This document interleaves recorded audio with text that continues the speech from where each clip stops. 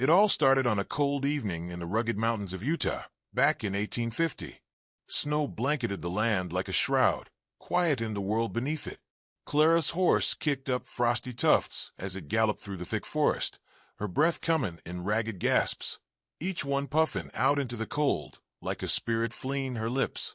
Behind her, Cedar City smoldered in ruin. The sky was black with smoke from the massacre. Bart Pertain's gang had struck like a devil wind, quick and without mercy. They came for gold, for blood, for vengeance maybe. But whatever they wanted, they took it in fire and lead. Clara's parents were among the fallen, and with their last scream still ringing in her ears, she'd taken to the woods with nothing but her pa's satchel and a desperate will to survive. The forest loomed around her, silent and ominous. Even the birds had fled the scene, and the only sound was the creaking of snow-laden branches above. Night fell like a curtain, and with it, a bitter chill that sank deep into her bones. She slowed her horse, exhaustion catching up like a wolf on the trail. Clara wasn't foolish. She knew the gang might come looking, drawn to her tracks like buzzards to carrion. But her limbs trembled, and her eyes burned, and even fear couldn't carry her farther. She found a small clearing and dismounted, her knees near buckling beneath her. The satchel held precious little, half a canteen, a crust of bread, and a knife worn from use. She tucked herself against a boulder, eyes watching every flicker of movement in the trees. There was no time for grief, no place for fear, only the will to keep drawing breath. But fate, that old mule, had other plans. Not far from Clara, another soul fought a quieter battle. Tahu, a Navajo chief, sat huddled near the mouth of a crude shelter. Fever burned through him. Smallpox had claimed his strength, and he'd exiled himself to keep from spreading it to his people. His younger brother, Kiona, was back in the village, and Tahu feared what his ambition might stir. The tribe needed unity, not power-hungry hands. He was drifting into unconsciousness when the forest rustled. Reaching for his knife, he prepared for death. But it wasn't death that came. It was a pale-skinned girl with wild eyes and a hunter's tension in her limbs. Clara froze, seeing him. Her first instinct was to run, but she didn't. She saw the sickness in his eyes, the slump of his shoulders, and some small ember of mercy sparked inside her. He was no threat. Not now. She knelt nearby, warily. They spoke no words at first, just stared across the space between them. Two wounded animals, both abandoned by their kind. And somewhere in that silence, something unspoken passed between them. It was the start of a bond neither of them expected, and it would draw others to them. Family, blood, vengeance, and hope, all things that ride hard on a broken trail. The fire Clara built was small, no bigger than a lantern's glow, but it offered enough heat to warm her fingers and take the edge off the night's bite. She tended it carefully, every flicker a fragile promise that she and the sick man might see the next sunrise. Tahu lay curled beneath a bundle of hides, his breathing ragged. Clara didn't know much about fevers, but she knew what it meant when a man's skin burned while his hands turned cold. He was dying, and she was all he had. She soaked a cloth in snowmelt, pressing it gently to his forehead. His eyes fluttered open once, dark, glassy, filled with confusion. He muttered words in a language she couldn't understand. She hushed him soft as a lullaby, a habit born from nights with her baby brother back on the homestead. He'd never made it past 5, lost to the croup one winter that came too fast. Memories like that don't die easy. At first light, Clara scouted the area. The satchel held only so much, and her own stomach gnawed with hunger. She found rabbit tracks and laid a snare like her father once showed her. Hours passed. She checked back on Tahu often. He was alive, barely, and when he did stir, he said her name, not in English, but in Navajo, soft and almost reverent. Ashkiayaza, girl of the earth. The snare caught a rabbit, lean but enough for a stew. She skinned it with trembling hands, the knife slipping once and nicking her palm. Pain bloomed, but she pressed on. Hunger would not wait, and Tahu needed strength. The meat simmered in a tin cup over the fire, its scent rising into the morning mist like a prayer. By the time night fell again, she'd coaxed a few spoonfuls into Tahu's mouth. He swallowed weakly, and she thought she saw a flicker of clarity in his eyes. But peace, like spring in the high country, never lingered long. Tracks appeared near the clearing the next morning, boot tracks, half melted in the snow. Someone had come close, real close, then turned back. Clara felt her throat tighten. Partain's men. They were Sear Chin, and they weren't far behind. She packed quickly, bundling supplies into the satchel and helping Tahu to his feet. He groaned, but somehow managed to stay upright, leaning heavy on her shoulder. They couldn't stay. They had to vanish into the trees before those devils returned. The trail was slow going, with Tahu's weight nearly dragging her down. But the man was tougher than he looked. Death clung to him like a shadow, but he fought it with every stag-errant step. That night, as they sheltered beneath a rocky overhang, he spoke in halting English. "My brother, Kiona, he must not lead." Clara didn't know what to say. She just nodded. Tahu's world was unraveling, just like hers. Two lives shattered by fire and blood, now knotted together by fate and desperation. "Why help me?" he asked, his voice a rasp. She didn't answer at first. Then softly she said, "Because I couldn't save the last person who needed me." The wind picked up, rustling through the trees like an old ghost. And far off, across the valley, a wolf howled. Clara closed her eyes, clutching the satchel tight, and thought of her family, of her father's rough hands, her mother's laughter, the baby brother buried too young. She whispered a promise into the dark. "I'll come back for them. I'll find them. I'll make this right." And the forest listened. Snow continued to fall in a steady hush as Clara and Tahu pressed deeper into the mountains. The forest thickened. Trees knotted close like secrets unspoken. By now, Clara's fingers were numb, her lips cracked, and her legs sore as old fence posts. But she kept walking. Tahu leaned on a branch she'd fashioned into a crutch, each step slow but stubborn. They came upon a half-frozen creek, the water whispering beneath a crust of ice. Clara bent to fill the canteen, but her reflection caught her, eyes hollow, cheeks sunken. The girl who danced in a flower field one summer past was gone. What remained was harder, leaner, but not yet broken. Tahu slumped beside a boulder, breathing heavy. "You could leave," he rasped. "Go faster alone." She looked at him, eyes narrowed. "So could you." Then she sat beside him, sharing what warmth she had. That night, by firelight, he told her of his people, how his father had led the tribe through drought and war, how Tahu was meant to follow. But the sickness took too many, and in weakness, he had stepped away. His brother, Kiona, had stepped in.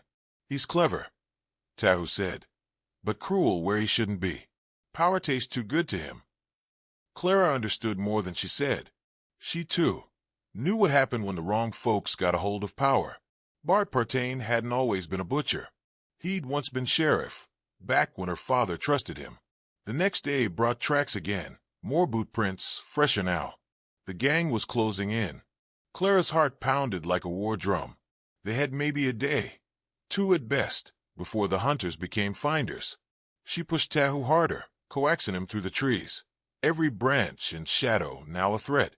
At dusk, the forest opened up to reveal a cabin, half buried in snow and near swallowed by ivy and thyme. Clara approached slow, knife in hand. No smoke from the chimney, no tracks around the door. Empty for now. Inside was a sagging cot, a cold stove, and dust so thick it clung to her breath. But to Clara it was heaven. They set a fire and boiled snow for water. Tahu slept deep, his fever breaking at last. Clara kept watch, listening to the woods. Her pa used to say, "If the forest goes quiet, something loud is coming." Well, the forest was quieter than a grave. She lit a lantern and reached into her satchel, pulling out the one thing that still smelled of home, her mother's scarf, worn and soft with lavender oil, still clinging to the corners. She pressed it to her face and let the tears come, silent and fierce. Only once they fell did she realize how long she'd held them back. When she awoke, the sun was barely a smear behind the gray sky. But Tahu was sitting up, his eyes clearer, his grip stronger. "Thank you," he said. Clara only nodded. Then the door shuttered, once, just a soft thud. Her knife was in her hand before she breathed. She crept to the door, pressed her ear against it. A voice. Low. Southern drawl. Too familiar. We know you're in there, girl. Time's up. Bart Partain. He had found her. Clara's heart thudded like a hammer in a mine. The voice outside the cabin, gruff, gravel-worn, unmistakable, belonged to Bart Partain, a man who spoke in threats and shot faster than he talked. And he was here, at the door, just a sliver of wood between him and all that Clara had left. She glanced at Tahu, who had gritted his teeth and sat upright now, every breath a struggle, but his eyes sharp. He reached for the hunting knife she'd laid near the fire. "Back room," she whispered. "No," he replied. "We fight." Before Clara could argue, Bart spoke again. "I ain't here to play games, Missy. I know you're in there. I seen the horse tracks. Now, you hand over whatever's in that satchel, and maybe I'll let you walk." It wasn't just the satchel he wanted. He wanted to wipe away the last witness to the Cedar City massacre. Clara swallowed hard, her fingers tightening on the blade in her hand. She didn't answer. Silence stretched. Snow drifted down heavier now, soft but deadly, cloaking the world in hush. A second voice rang out, coarse, eager. One of Bart's men. "I say we bust the door, boss. She's just a girl." "A girl who outran 6 of my best," Bart growled. "Don't you go underestimating a cornered fox." Inside, Clara motioned Tahu to the far side of the room. She slid low, moving like a cougar through brush, positioning herself behind the door. There was no back exit, no trapdoor. Just her, Tahu, and the bitter wood smoke air. The door splintered with a kick. Clara didn't wait. She lunged as the first outlaw stepped through, slamming the butt of her blade into his temple. He crumpled, but another pushed in behind him, gun already raised. The shot rang out, loud, sharp, and Clara flinched. But it wasn't her who fired. It was Tahu. From his spot by the fire, he'd thrown the knife. It struck true, burying in the man's shoulder. The outlaw dropped the pistol and stumbled backward, screaming. Outside, Bart cursed. "Flank him." More boots thundered around the cabin. Clara grabbed the fallen man's revolver. It felt foreign in her hands, heavy and wrong, but her father had taught her to shoot well enough. She took aim at the window, spotted a shadow moving through the snow, and squeezed the trigger. Glass shattered. A yelp followed, but they were surrounded now, and she knew it wouldn't be long before the cabin came down around them. Tahu, weak as he was, managed to drag himself to the fireplace. He grabbed a log, still flaming on one end, and tossed it into the kindling pile near the wall. The old cabin, dry and brittle as paper, caught fire fast. "What are you doing?" Clara cried. "Buying time," he said through gritted teeth. "Smoke will cover us." He was right. As fire spread, smoke billowed thick. Clara took one last look at the satchel, then stuffed it under her coat. Inside it were more than supplies now. There were maps, tokens from her family, and the last letter her mother ever wrote. She couldn't leave it behind. They slipped out through the back window, more a hole than a true opening, and stumbled into the woods, shielded by fire and chaos. Behind them, Bart Partain shouted curses, coughing through the smoke. Bullets whistled past, bark flying from trees as they ran. But the forest, bless it, swallowed them whole. They didn't stop until their lungs burned and the glow of the fire was just a memory behind the trees. Clara collapsed in the snow, panting. Tahu dropped beside her, pale but alive. "You still think I should have left you?" she asked, her breath fogging the air. "No," he said. "Now we owe each other." And that, more than any blood oath, bound them tight. But Clara knew one thing for sure. Bart Partain wasn't the kind to give up. And somewhere out there, he'd be gathering his snakes for another strike. The fire they'd left behind lit up the night sky, flickering like a devil's eye through the trees. Clara and Tahu made it to a ridgeline by dawn, breathing hard and frozen to their bones.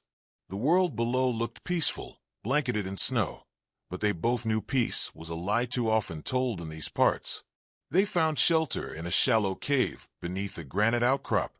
It weren't much, just enough to keep the wind off. But to Clara, it felt like sanctuary. She wrapped what little cloth they had around Tahu's shoulders and started a fire with her last dry kindling. "We can't keep running," she muttered, half to herself. Tahu nodded weakly. "Then we turn around." Clara blinked at him. "What?" He met her gaze. "We take the fight to them." The idea was madness, but then again, surviving this long was its own kind of crazy. She remembered her pa's rifle still hidden in a tree hollow near the old trapper's trail, a place only her family had ever known. If they could make it there, they have a weapon worth its weight in salvation. They waited until nightfall before moving. The stars blinked cold and distant above, but Clara knew these woods better than most. Her father's voice whispered in her memory. Lessons learned young. Step soft, breathe quiet, always know your exits. By midnight, they reached the hollow. She found a rifle wrapped in oilskin, still dry and whole. It was a Winchester repeater, smooth as butter and deadly as a copperhead. She loaded it with the same care her father once showed, every click a memory. They didn't go far after that, just far enough to find high ground overlooking the trail Bart Partain and his men would likely take, should they give chase again. Clara figured they would. Men like Bart didn't like loose ends. The next morning, Clara spotted movement below. 3 riders, moving slow through the snow, eyes up and wary. Bart's crew, but not Bart himself. Clara lay flat on the rock, rifle steady. She could end it right there. But killing changes a person. And Clara didn't want to carry that unless she had to. Instead, she let him pass, watched them disappear down the bend. "We'll need allies," Tahu said when they returned to the cave. "Allies?" she asked. He nodded. "If we're going to stop Bart, we'll need help. And I know where to find it." Tahu told her of a hidden camp, Navajo who still lived by the old ways, folk who owed him favors from long ago. But the path there was perilous, and the snow made travel near impossible. Still, Clara agreed. The only way out was through. 3 days they traveled, sleeping beneath evergreens and feed in on what little game Clara could snare. Tahu regained strength each day, his step firmer, his eyes clearer.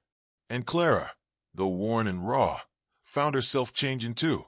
The girl who once baked biscuits in her mother's kitchen was now walking trails worn only by wolves and warriors. Finally, just as a storm gathered on the horizon, they reached a cliffside mesa. Smoke curled from stone chimneys, and figures in blankets moved among the shadows. Tahu let out a sharp whistle, one that echoed like a hawk's cry. They were seen. Then they were surrounded, bows drawn, spears ready. The people emerged from the trees. But one stepped forward, an older woman with braids thick as ropes and eyes sharp as obsidian. "Tahu," she said, her voice low and steady. "You should be dead." He bowed low. "Not yet, mother." The woman, Tahu's own kin, looked at Clara next, measuring her with a single sweep of her gaze. She said nothing at first. Then she turned. "Bring them in. Feed them. We have much to speak of." And just like that, Clara realized her journey wasn't just about escape no more. It was about destiny. The Mesa camp was unlike anything Clara had seen. Stone dwellings hugged the cliff like nests, and smoke curled from hidden chimneys. The people moved quiet, watching her and Tahu with guarded eyes. But there was no hostility, only wary curiosity. These folks had known loss. You could see it in the way they moved, like even joy had to tread careful on sacred ground. Tahu's mother, an elder named Sani, led them to a roundhouse warmed by a central fire. As they sat, she served juniper tea and bread made from cornmeal and ash. Clara drank gratefully, the heat soaking through her like sunlight after a long winter. Tahu explained all that had happened, his sickness, Kiona's ambition, Bart Partain's attack on Cedar City, and Clara's flight through the forest.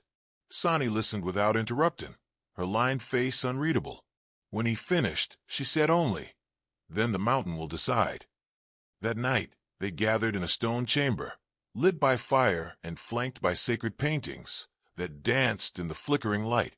The tribe's council met there, 4 elders, each with a voice like wind rustling through dry leaves. They debated long, mostly in Navajo, and though Clara couldn't follow the words, she followed the feel of tension, grief, a hunger for justice. When they finally turned to her, the eldest among them, a man named Natani, asked, "Why did you save him?" Clara didn't answer right away. She looked at Tahu, then back to the council. Her voice was steady. because I knew what it felt like to be alone and dying, and I wasn't going to let that happen to someone else. The room was silent. Then Natani gave a single nod. Sani rose. Then we will ride. Within a day, the warriors were ready, silent as shadows, mounted on paint horses, bows and rifles slung across their backs. Clara stood among them, now wrapped in a fur-lined cloak gifted by Sani, her father's Winchester in hand. Tahu rode beside her, proud and steady once more. His fever was gone, his purpose returned. Their plan was simple: draw Bart Partain into the timberline, where ambush was easier, and the land favored those who respected it. Clara served as bait. She rode alone into the valley near an old mining road, just as word was spread by friendly trappers that the girl from Cedar was out there, injured, exposed, and alone. It didn't take long. Partain came riding with 6 men, all rough and wild-eyed, guns at the ready. Clara saw him from the ridge. That crooked grin still burned in her nightmares. She breathed deep, steadied herself. Then she ran. They gave chase. Like wolves after a stag, she led them straight into the pine hollow, where the snow muffled sound and the trees whispered secrets. Then the trap snapped shut. Tahu and his warriors rose from the snow and trees like spirits. Arrows flew. Rifles cracked. Chaos reigned.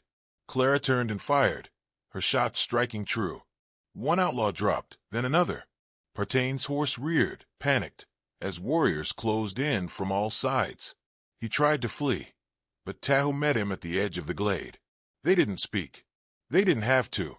Tahu dismounted, drew his blade, and the two circled like old enemies in some forgotten legend. The fight was brutal, snow-stained red, but Tahu, driven by justice and pain, landed the final blow. Bart Partain fell, breath as sin like steam. His last words were a curse choked by blood. When it was done, silence settled. Tahu stood tall, bloodied but alive. Clara lowered her rifle and let her breath out slow. The war was over. Snow still blanketed the ground, but the storm had passed. The pines stood quiet now, watching like old sentries who'd seen too much. Clara and Tahu stood together at the edge of the battlefield, if you could call it that. The bodies of Bart Partain and his men lay where they fell, soon to be claimed by the cold or the earth, as justice often does its own burying. The warriors gathered the weapons, said a prayer to the mountain, and left the rest to the wind. Clara didn't speak much as they rode back to the mesa. The weight of survival had settled on her shoulders, heavy as a snowfall, but not bitter. No, there was something steadier now, something born of purpose. She'd seen death, yes, but she'd also seen people rise up out of grief and fight not just for themselves, but for others. Sani met them at the gate, her gaze sharp but warm. She took one look at Clara and nodded just once. It said more than 1,000 words. That night, the camp sang. They lit fires, shared stories, and passed bowls of stew from hand to hand. Tahu stood among his people, no longer broken. He spoke of Kiona, of peace, of rebuilding. He told of Clara, Ashkiai Azza, the girl of the earth, who had not only saved a life, but carried it through fire and snow. Clara sat near the flame, watching the sparks dance up into the star-drenched sky. She held the satchel in her lap, the leather soft and worn. Inside was her family's past, the letter, the scarf, and now a new page. A folded scrap of bark, given to her by Sani, painted with the tribe's mark, and one word written in her hand, home. Days passed. The snow began to melt, the creeks burbled to life, and the land sighed as though relieved. Clara helped where she could, tending goats, mending blankets, learning names. She didn't speak of leaving, and no one asked her to. But one morning, as the sun crept across the peaks, she rose early and saddled the horse she'd arrived on. Tahu joined her at the edge of the camp. "You sure?" he asked. She looked toward the ridgeline, her eyes bright. "There's folks out there don't know I'm still breathing," she said. "My uncle in Salt Lake, a cousin near Provo. I need to let him know I'm not gone, that the fire didn't take me." Tahu nodded. "You'll always have a place here." She smiled. "And I'll be back. I reckon someday. This might be the only place I want to grow old in." They clasped hands. No long goodbye. No need for one. She rode out slow. the morning mist curling around her like a promise. They say Clara eventually returned, years later, with a wagon full of books and seeds and stories. She helped build a school near the mesa, taught kids to read and shoot, and never run from a fight worth making. And Tahu, he led his people true, brought the tribe into a new era, with roots in the old ways, and hands ready to shape the new. They called him Tahu the Flamekeeper, for he had walked through fire and come out still burning. As for Clara's satchel, well, it said she kept it by her bed, till the day she died, not because of what it held, but because it reminded her what it took to keep living. And that's the story, friend, of a girl who disappeared into the forest mist, but whose love, and the love that followed her, moved mountains.